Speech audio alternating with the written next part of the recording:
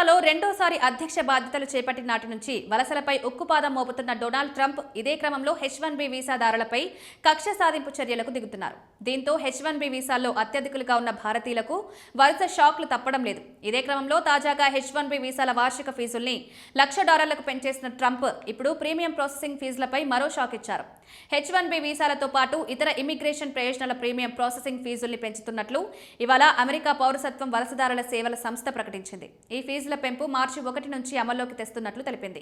June 2023 నుంచి 2025 వరకు ద్రవ్యోల్బణం ప్రకారం H1B వీసాల ప్రీమియం ప్రాసెసింగ్ ఫీజు పెంచినట్లు వెల్లడించింది. ఈ మార్పులు అమెరికాలో పనిచేస్తున్న లేదా చదువుతున్న భారతీయ పౌరులతో సహా విదేశీ నిపుణులు విస్తృతంగా ఉపయోగించే కీలకమైన ఉపాధి ఆధారిత వలసల సేవల్ని ప్రభావితం చేస్తాయి. సవరించిన ఫీజుల ప్రకారం H2B లేదా R1 వలసేతర స్టేటస్ కోసం ఫామ్ I-129 పిటిషన్ల ప్రీమియం ప్రాసెసింగ్ రుసుము $1,685 నుండి $1,780కి పెరుగుతుంది. H1B, L1, O1, P11, TN వీసాలతో సహా అందుబాటులో ఉన్న అన్ని ఇతర ఫామ్ I-129ల ప్రీమియం ప్రాసెసింగ్ ఫీజు $2,805 నుండి $2,965కి పెరుగుతుంది.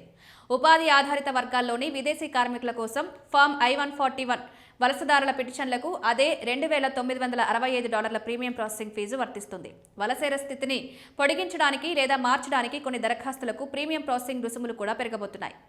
F1, F2 విద్యార్థులు, J1, J2 ఎక్స్చేంజ్ సందర్శకులు, M1, M2 వృత్తి విద్యార్థులను కవర్ చేసే ఫామ్ I-539 దరఖాస్తుల ఫీజు $1,965 నుండి $2,075కు పెరుగుతుంది.